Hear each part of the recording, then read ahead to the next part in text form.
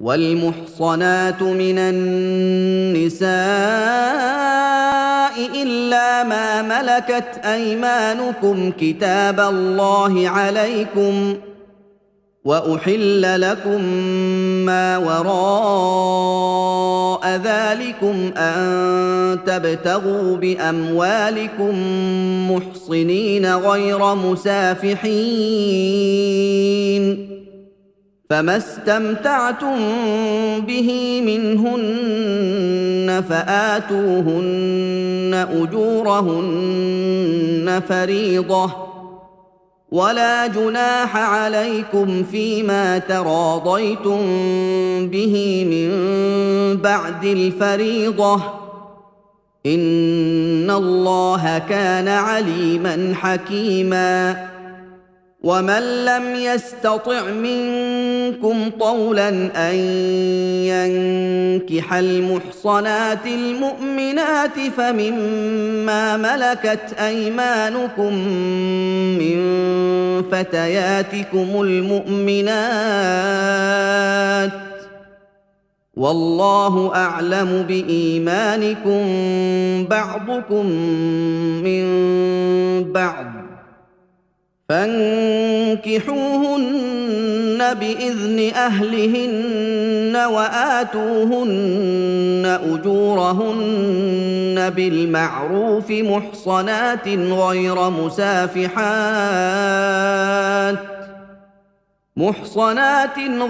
مسافحات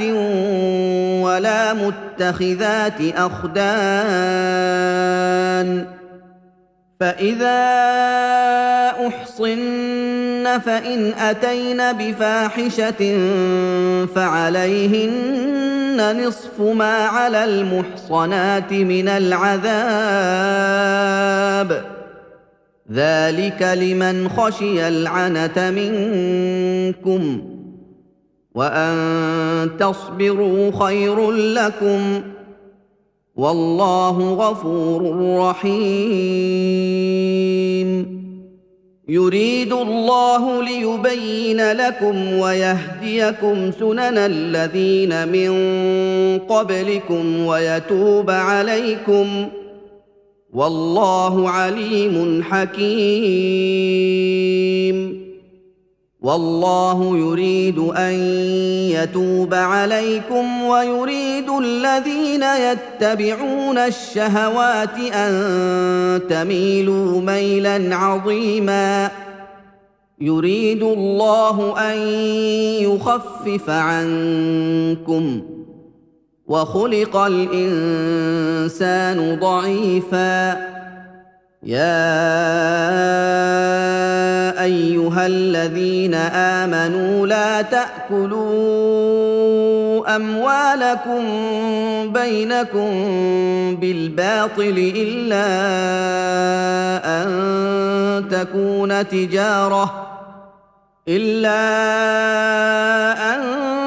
تكون تجارة عن تراض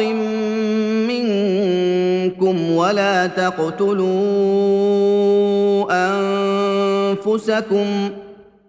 إن الله كان بكم رحيما ومن يفعل ذلك عدوانا وظلما فسوف نصليه نارا وكان ذلك على الله يسيرا إن تجتنبوا كبائر ما تنهون عنه نكفر عنكم سيئاتكم وندخلكم مدخلا كريما ولا تتمنوا ما فضل الله به بعضكم على بعض للرجال نصيب مما اكتسبوا وللنساء نصيب مما اكتسبن واسألوا الله من فضله إن الله كان بكل شيء عليما ولكل جعلنا موالي مما ترك الوالدان والأقربون والذين عقدت أيمانكم فآتوهم نصيبهم إن الله كان على كل شيء شهيدا الرجال قوامون على النساء بما فضل الله بعضهم على بعض وبما أنفقوا من أموالهم فالصالحات قانتات حافظات للغيب بما حفظ الله واللاتي تخافون نشوزهن فعظوهن واهجروهن في المضاجع واضربوهن فإن أطعنكم فلا تبغوا عليهن سبيلا إن الله كان عليا كبيرا وإن خفتم شقاق بينهما فابعثوا حكما من أهله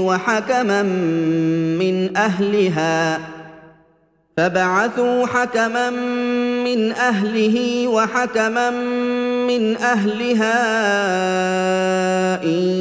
يريدا إصلاحا يوفق الله بينهما إن الله كان عليما خبيرا واعبدوا الله ولا تشركوا به شيئا وبالوالدين إحسانا وبذي القربى واليتامى والمساكين والجار ذي القربى والجار الجنب والصاحب بالجنب وابن السبيل وما ملكت أيمانكم إن الله لا يحب من كان مختالا فخورا الذين يبخلون ويأمرون الناس بالبخل ويكتمون ما آتاهم الله من فضله وأعتدنا للكافرين عذابا مهينا والذين ينفقون أموالهم رئاء الناس ولا يؤمنون بالله ولا باليوم الآخر ومن يكن الشيطان له قرينا فساء قرينا وماذا عليهم لو آمنوا بالله واليوم الآخر وأنفقوا مما رزقهم الله وكان الله بهم عليما إن الله لا يظلم مثقال ذرة وإن تك حسنة يضاعفها ويؤت من لدنه أجرا عظيما فكيف إذا جئنا من كل أمة بشهيد وجئنا بك على هؤلاء شهيدا يومئذ يود الذين كفروا وعصوا الرسول لو تسوى بهم الأرض ولا يكتمون الله حديثا يا أيها الذين آمنوا لا تقربوا الصلاة وأنتم سكارى حتى تعلموا ما تقولون ولا جنبا إلا عابري سبيل حتى تغتسلوا وإن كنتم مرضى أو على سفر أو جاء أحد منكم من الغائط أو لامستم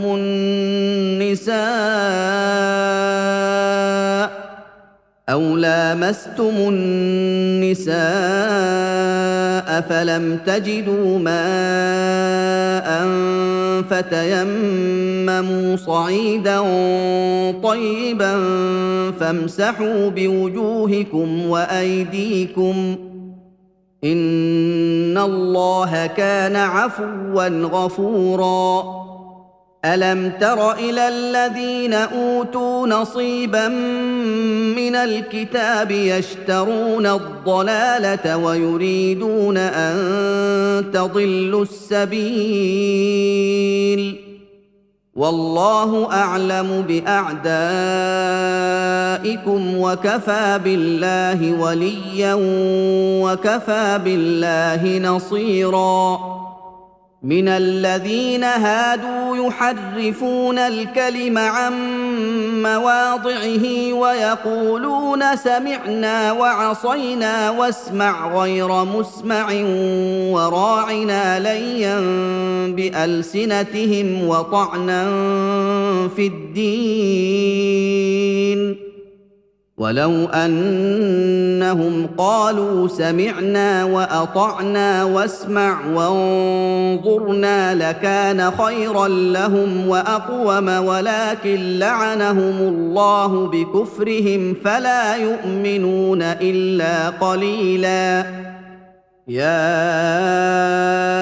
أيها الذين أوتوا الكتاب آمنوا بما نزلنا مصدقا لما معكم من قبل أن نطمس وجوها فنردها على أدبارها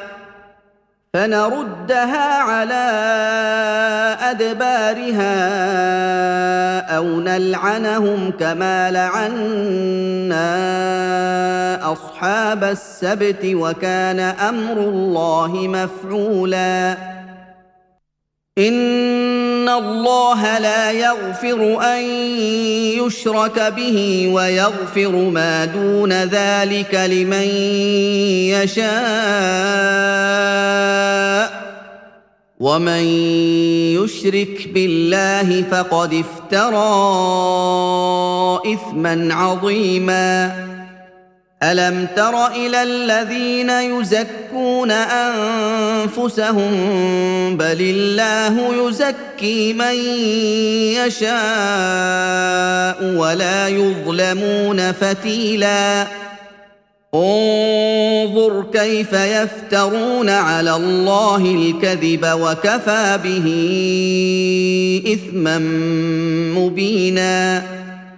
ألم تر إلى الذين أوتوا نصيبا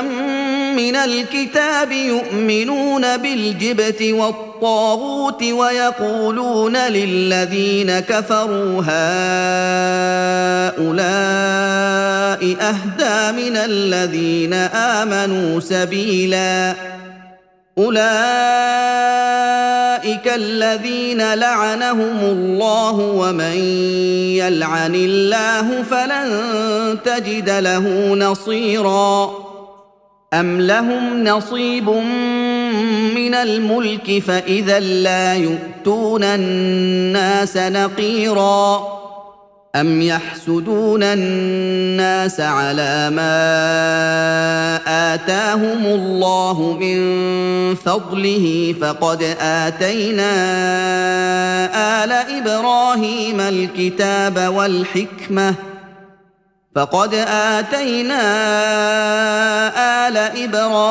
الكتاب والحكمة وآتيناهم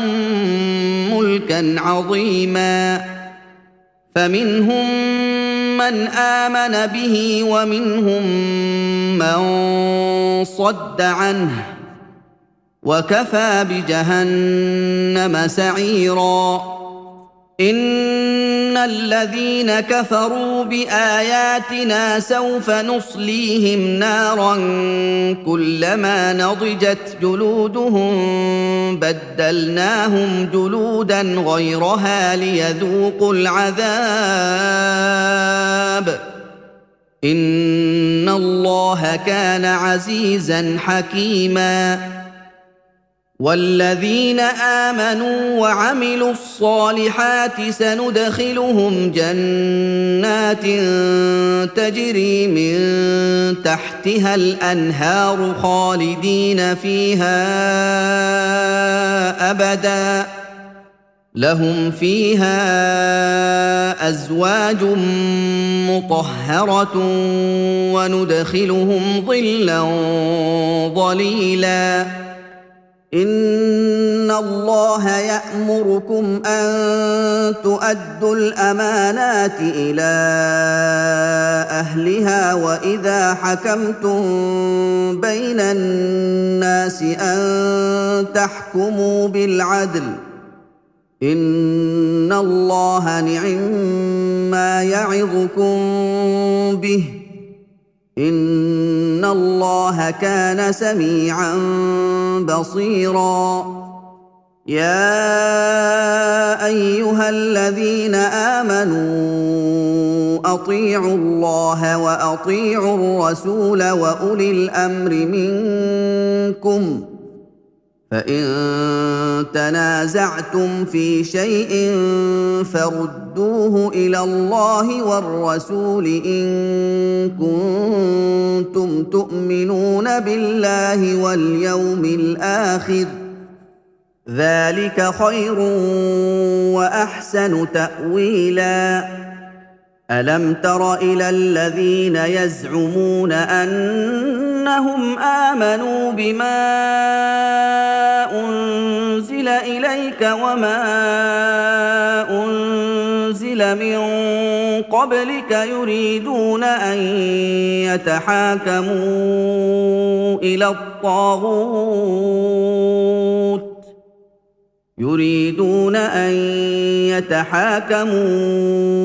إلى الطاغوت وقد أمروا أن يكفروا به ويريد الشيطان أن يضلهم ضلالا بعيدا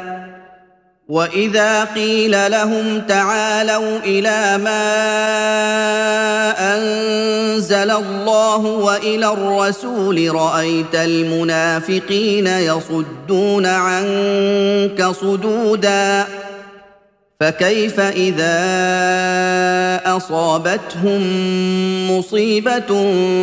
بما قدمت أيديهم ثم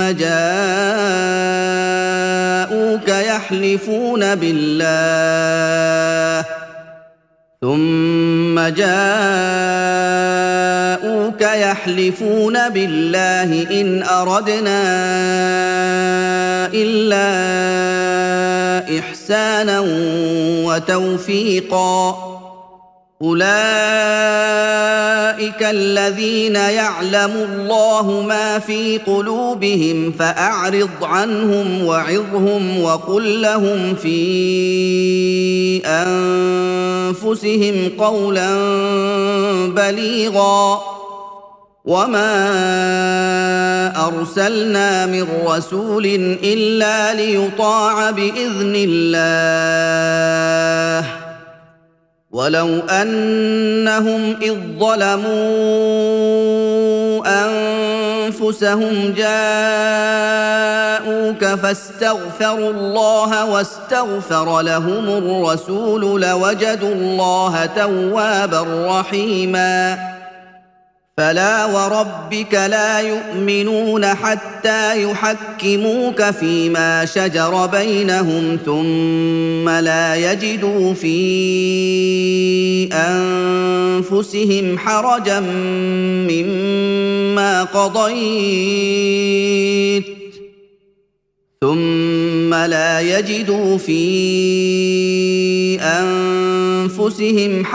مما قضيت ويسلموا تسليما ولو أنا كتبنا عليهم أن اقتلوا أنفسكم أو اخرجوا من دياركم ما فعلوه إلا قليل منهم ولو أنهم فعلوا ما يوعظون به لكان خيرا لهم وأشد تثبيتا وإذا لآتيناهم من لدنا أجرا عظيما ولهديناهم صراطا مستقيما ومن يطع الله والرسول فأولئك مع الذين أنعم الله عليهم من النبيين والصديقين والشهداء والصالحين وحسن أولئك رفيقا ذلك الفضل من الله وكفى بالله عليما يا أيها الذين آمنوا خذوا حذركم فانفروا ثبات أو انفروا جميعا وإن منكم لمن ليبطئن فإن أصابتكم مصيبة قال قد أنعم الله علي إذ لم أكن معهم شهيدا ولئن أصابكم فضل من الله ليقولن كأن لم تكن بينكم وبينه مودة يا ليتني كنت معهم فأفوز فوزا عظيما فليقاتل في سبيل الله الذين يشرون الحياة الدنيا بالآخرة ومن يقاتل في سبيل الله فيقتل أو يغلب فسوف نؤتيه أجرا عظيما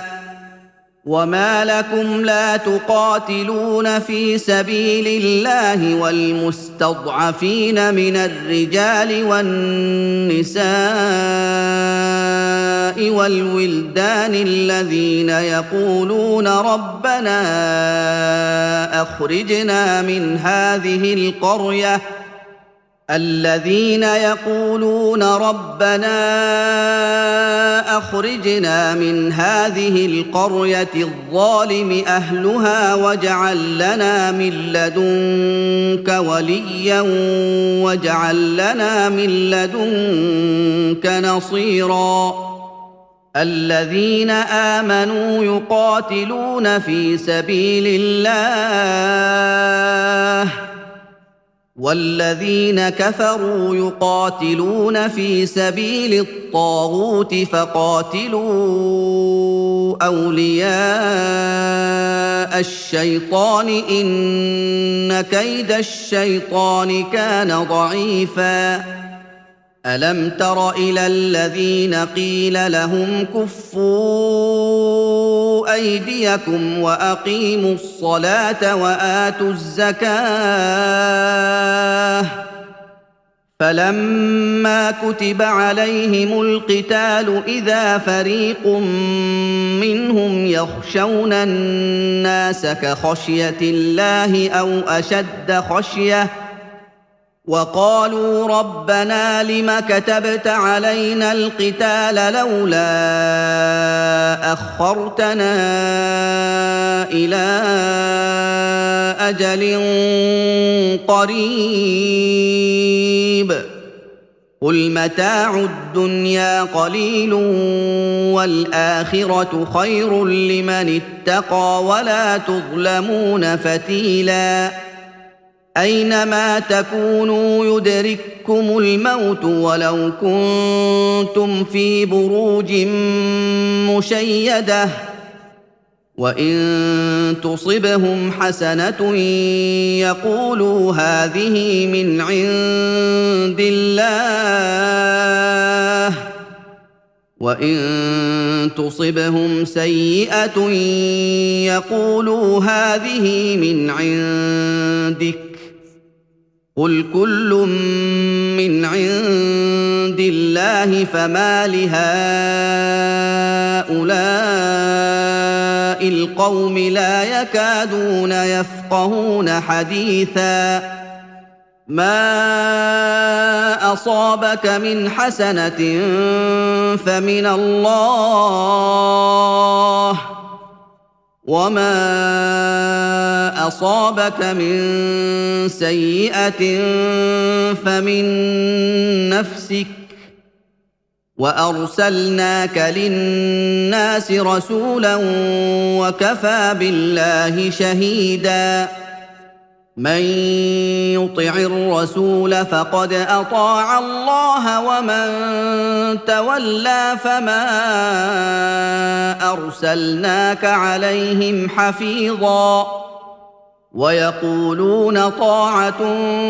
فاذا برزوا من عندك بيت طائفه منهم غير الذي تقول والله يكتب ما يبيتون فاعرض عنهم وتوكل على الله وكفى بالله وكيلا افلا يتدبرون القران ولو كان من عند غير الله لوجدوا فيه اختلافا كثيرا واذا جاءهم امر من الامن او الخوف اذاعوا به ولو ردوه الى الرسول والى اولي الامر منهم لعلمه الذين يستنبطونه منهم ولولا فضل الله عليكم ورحمته لاتبعتم الشيطان الا قليلا فقاتل في سبيل الله لا تكلف الا نفسك وحرض المؤمنين عسى الله ان يكف باس الذين كفروا والله اشد باسا واشد تنكيلا من يشفع شفاعه حسنه يكن له نصيب منها ومن يشفع شفاعه سيئه يكن له كفل منها وكان الله على كل شيء مقيتا واذا حييتم بتحيه فحيوا باحسن منها او ردوها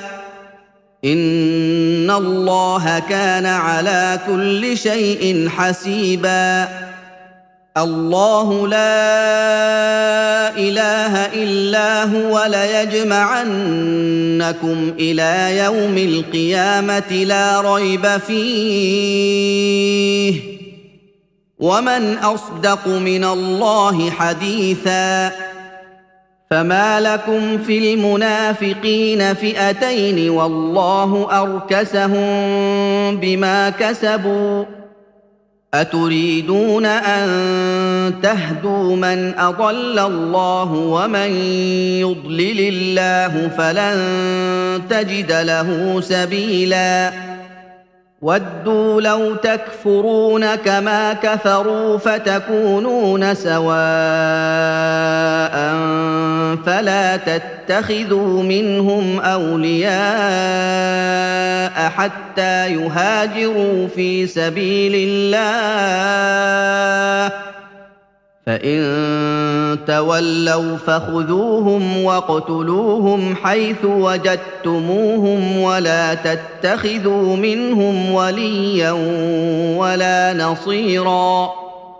إلا الذين يصلون إلى قوم بينكم وبينهم ميثاق أو جاءوكم حصرت صدورهم أن يقاتلوكم أو يقاتلوا قومهم ولو شاء الله لسلطهم عليكم فلقاتلوكم فإن اعتزلوكم فلم يقاتلوكم وألقوا إليكم السلم فما جعل الله لكم عليهم سبيلا ستجدون آخرين يريدون أن يأمنوكم ويأمنوا قومهم كلما ردوا إلى الفتنة أركسوا فيها فإن لم يعتزلوكم ويلقوا إليكم السلم ويكفوا أيديهم فخذوهم واقتلوهم حيث ثقفتموهم وأولئكم جعلنا لكم عليهم سلطانا مبينا وما كان لمؤمن أن يقتل مؤمنا إلا خطأ ومن قتل مؤمنا خطأ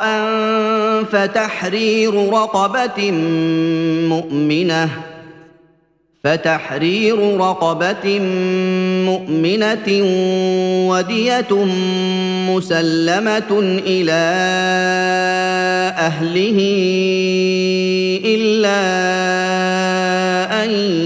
يصدقوا فإن كان من قوم عدو لكم وهو مؤمن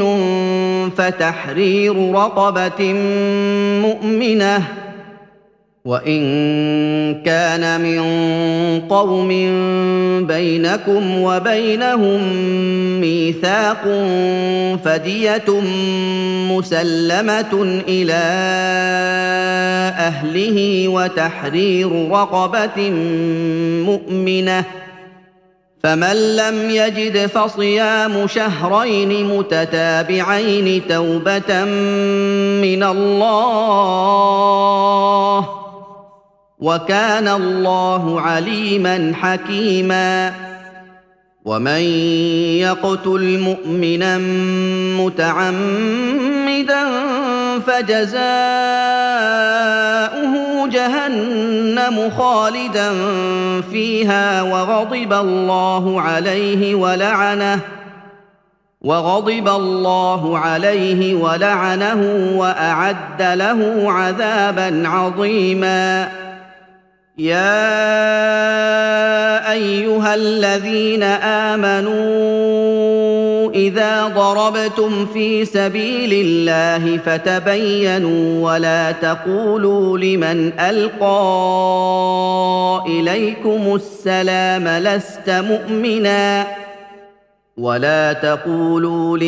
ألقى إليكم السلام لست مؤمنا تبتغون عرض الحياة الدنيا فعند الله مغانم كثيرة كذلك كنتم من قبل فمن الله عليكم فتبينوا إن الله كان بما تعملون خبيرا لا يستوي القاعدون من المؤمنين غير أولي الضرر والمجاهدون في سبيل الله بأموالهم وأنفسهم فضل الله المجاهدين بأموالهم وأنفسهم على القاعدين درجة وكلا وعد الله الحسنى وفضل الله المجاهدين على القاعدين أجرا عظيما درجات منه ومغفرة ورحمة وكان الله غفورا رحيما إن الذين توفاهم الملائكة ظالمي أنفسهم قالوا فيم كنتم قالوا كنا مستضعفين في الأرض قالوا ألم تكن أرض الله واسعة فتهاجروا فيها فأولئك مأواهم جهنم وساءت مصيرا إلا المستضعفين من الرجال والنساء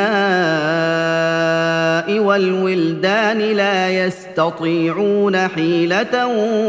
ولا يهتدون سبيلا فأولئك عسى الله أن يعفو عنهم وكان الله عفوا غفورا ومن يهاجر في سبيل الله يجد في الأرض مراغما كثيرا وسعة ومن يخرج من بيته مهاجرا إلى الله ورسوله ثم يدركه الموت فقد وقع أجره على الله وكان الله غفورا رحيما وإذا ضربتم في الأرض فليس عليكم جناح أن تقصروا من الصلاة إن خفتم أن يفتنكم الذين كفروا إن الكافرين كانوا لكم عدوا مبينا وإذا كنت فيهم فأقمت لهم الصلاة فلتقم طائفة منهم معك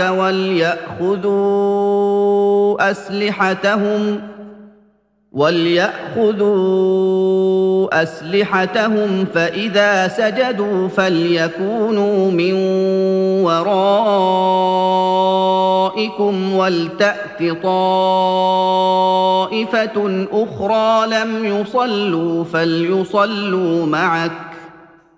ولتأت طائفة أخرى لم يصلوا فليصلوا معك وليأخذوا حذرهم وأسلحتهم وَدَّ الَّذِينَ كَفَرُوا لَوْ تَغْفُلُونَ عَنْ أَسْلِحَتِكُمْ وَأَمْتِعَتِكُمْ فَيَمِيلُونَ عَلَيْكُمْ مَيْلَةً وَاحِدَةً ولا جناح عليكم إن كان بكم أذى من مطر أو كنتم مرضى أن تضعوا أسلحتكم وخذوا حذركم إن الله أعد للكافرين عذابا مهينا فإذا قضيتم الصلاة فاذكروا الله قياما وقعودا وعلى جنوبكم فإذا اطمأننتم فأقيموا الصلاة إن الصلاة كانت على المؤمنين كتابا موقوتا ولا تهنوا في ابتغاء القوم إن تكونوا تألمون فإنهم يألمون كما تألمون وترجون من الله ما لا يرجون وكان الله عليما حكيما إنا أنزلنا إليك الكتاب بالحق لتحكم بين الناس بما أراك الله ولا تكن للخائنين خصيما واستغفر الله إن الله كان غفورا رحيما ولا تجادل عن الذين يختانون أنفسهم إن الله لا يحب من كان خوانا أثيما يستخفون من الناس ولا يستخفون من الله وهو معهم إذ يبيتون ما لا يرضى من القول وكان الله بما يعملون محيطا ها أنتم هؤلاء جادلتم عنهم في الحياة الدنيا فمن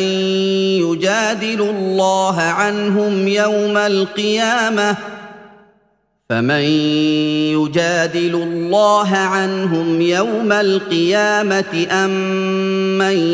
يكون عليهم وكيلا ومن يعمل سوءا أو يظلم نفسه ثم يستغفر الله يجد الله غفورا رحيما ومن يكسب إثما فإنما يكسبه على نفسه وكان الله عليما حكيما ومن يكسب خطيئة أو إثما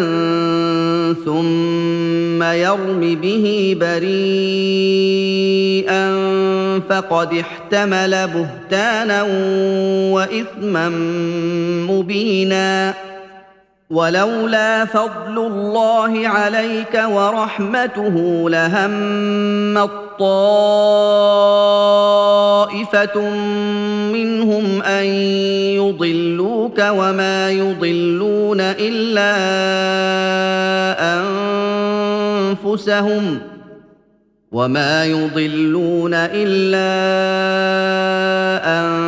أنفسهم وما يضرونك من شيء وأنزل الله عليك الكتاب والحكمة وعلمك ما لم تكن تعلم وكان فضل الله عليك عظيما لا خير في كثير من نجواهم إلا من أمر بصدقة أو معروف أو إصلاح بين الناس ومن يفعل ذلك ابتغاء مرضات الله فسوف نؤتيه أجرا عظيما ومن يشاقق الرسول من بعد ما تبين له الهدى ويتبع غير سبيل المؤمنين نوله ما تولى ونصله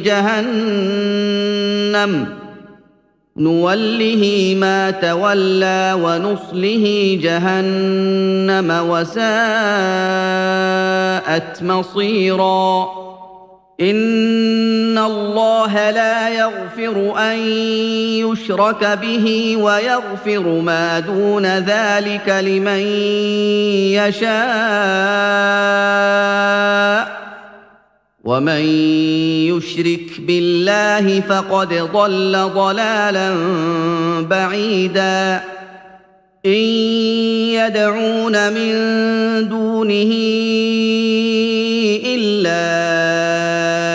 إناثا وإن يدعون إلا شيطانا مريدا لعنه الله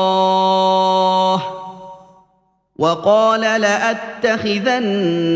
من عبادك نصيبا مفروضا وَلَأُضِلَّنَّهُمْ وَلَأُمَنِّيَنَّهُمْ وَلَآمُرَنَّهُمْ فَلَيُبَتِّكُنَّ آذَانَ الْأَنْعَامِ وَلَآمُرَنَّهُمْ فَلَيُغَيِّرُنَّ خَلْقَ اللَّهِ ۚ وَمَن يَتَّخِذِ الشَّيْطَانَ وَلِيًّا مِّن دُونِ اللَّهِ فَقَدْ خَسِرَ خُسْرَانًا مُّبِينًا يَعِدُهُمْ وَيُمَنِّيهِمْ وَمَا يَعِدُهُمُ الشَّيْطَانُ إِلَّا غُرُورًا أُولَٰئِكَ مَأْوَاهُمْ جَهَنَّمُ وَلَا يَجِدُونَ عَنْهَا مَحِيصًا وَالَّذِينَ آمَنُوا وَعَمِلُوا الصَّالِحَاتِ سَنُدْخِلُهُمْ جَنَّاتٍ تَجْرِي مِن تَحْتِهَا الْأَنْهَارُ خَالِدِينَ فِيهَا أَبَدًا ۖ وَعْدَ اللَّهِ حَقًّا ۚ وَمَنْ أَصْدَقُ مِنَ اللَّهِ قِيلًا لَيْسَ بِأَمَانِيِّكُمْ وَلَا أَمَانِيِّ أَهْلِ الْكِتَابِ ۗ مَن يَعْمَلْ سُوءًا يُجْزَ بِهِ وَلَا يَجِدْ لَهُ مِن دُونِ اللَّهِ وَلِيًّا وَلَا نَصِيرًا وَمَن يَعْمَلْ مِنَ الصَّالِحَاتِ مِن ذَكَرٍ أَوْ أُنثَىٰ وَهُوَ مُؤْمِنٌ فَأُولَٰئِكَ يَدْخُلُونَ الْجَنَّةَ وَلَا يُظْلَمُونَ نَقِيرًا وَمَنْ أَحْسَنُ دِينًا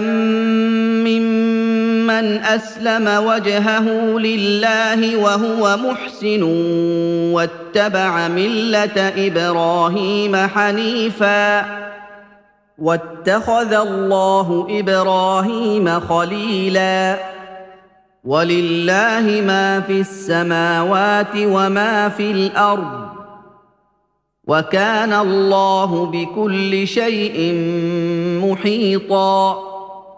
وَيَسْتَفْتُونَكَ فِي النِّسَاءِ ۖ قُلِ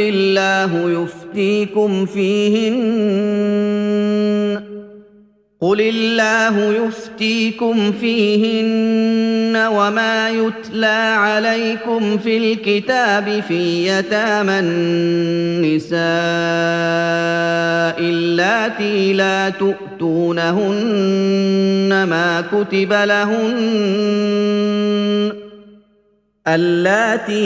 تُؤْتُونَهُنَّ مَا كُتِبَ لَهُنَّ وَتَرْغَبُونَ أَن تَنكِحُوهُنَّ وَالْمُسْتَضْعَفِينَ مِنَ الْوِلْدَانِ وَأَن تَقُومُوا لِلْيَتَامَىٰ بِالْقِسْطِ ۚ وَمَا تَفْعَلُوا مِنْ خَيْرٍ فَإِنَّ اللَّهَ كَانَ بِهِ عَلِيمًا وَإِنِ امْرَأَةٌ خَافَتْ مِن بَعْلِهَا نُشُوزًا أَوْ إِعْرَاضًا فَلَا جُنَاحَ عَلَيْهِمَا أَن يُصْلِحَا بَيْنَهُمَا صُلْحًا ۚ وَالصُّلْحُ خَيْرٌ ۗ وَأُحْضِرَتِ الْأَنفُسُ الشُّحَّ ۚ وَإِن تُحْسِنُوا وَتَتَّقُوا فَإِنَّ اللَّهَ كَانَ بِمَا تَعْمَلُونَ خَبِيرًا وَلَن تَسْتَطِيعُوا أَن تَعْدِلُوا بَيْنَ النِّسَاءِ وَلَوْ حَرَصْتُمْ فَلَا تَمِيلُوا كُلَّ الْمَيْلِ فَتَذَرُوهَا كَالْمُعَلَّقَةِ ۚ وَإِن تُصْلِحُوا وَتَتَّقُوا فَإِنَّ اللَّهَ كَانَ غَفُورًا رَّحِيمًا وان يتفرقا يغن الله كلا من سعته وكان الله واسعا حكيما ولله ما في السماوات وما في الارض ولقد وصينا الذين اوتوا الكتاب من قبلكم واياكم ان اتقوا الله وان تكفروا فان لله ما في السماوات وما في الارض وكان الله غنيا حميدا ولله ما في السماوات وما في الارض وكفى بالله وكيلا ان يشأ يذهبكم ايها الناس ويأت باخرين وكان الله على ذلك قديرا من كان يريد ثواب الدنيا فعند الله ثواب الدنيا والاخره وكان الله سميعا بصيرا يا ايها الذين امنوا كونوا قوامين بالقسط شهداء لله ولو على انفسكم او الوالدين والاقربين ان يكن غنيا او فقيرا فالله اولى بهما فلا تتبعوا الهوى ان تعدلوا وان تلووا او تعرضوا فان الله كان بما تعملون خبيرا يا ايها الذين امنوا بالله ورسوله والكتاب الذي نزل على رسوله والكتاب الذي انزل من قبل ومن يكفر بالله وملائكته وكتبه ورسله واليوم الاخر فقد ضل ضلالا بعيدا ان الذين امنوا ثم كفروا ثم امنوا ثم كفروا ثم ازدادوا كفرا لم يكن الله ليغفر لهم ولا ليهديهم سبيلا بشر المنافقين بان لهم عذابا اليما الذين يتخذون الكافرين اولياء من دون المؤمنين ايبتغون عندهم العزه فان العزه لله جميعا وقد نزل عليكم في الكتاب ان اذا سمعتم ايات الله يكفر بها ويستهزأ بها فلا تقعدوا معهم حتى يخوضوا في حديث غيره انكم اذا مثلهم ان الله جامع المنافقين والكافرين في جهنم جميعا الذين يتربصون بكم فان كان لكم فتح من الله قالوا الم نكن معكم وان كان للكافرين نصيب وان كان للكافرين نصيب قالوا الم نستحوذ عليكم ونمنعكم من المؤمنين فالله يحكم بينكم يوم القيامه ولن يجعل الله للكافرين على المؤمنين سبيلا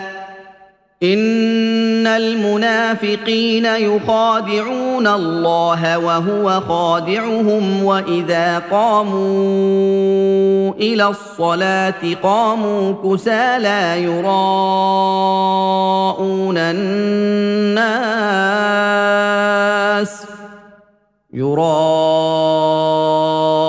الناس ولا يذكرون الله إلا قليلا مذبذبين بين ذلك لا إله هؤلاء ولا إله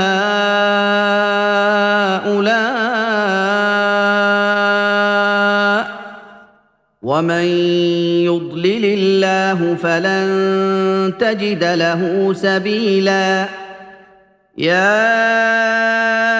ايها الذين امنوا لا تتخذوا الكافرين اولياء من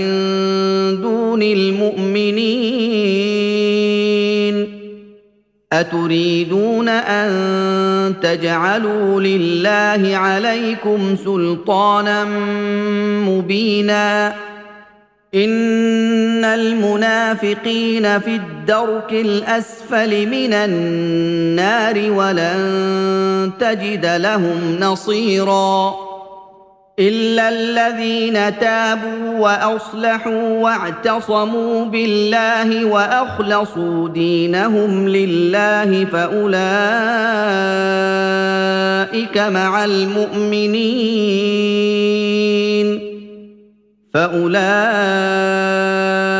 مع المؤمنين وسوف يؤتي الله المؤمنين اجرا عظيما ما يفعل الله بعذابكم ان شكرتم وامنتم وكان الله شاكرا عليما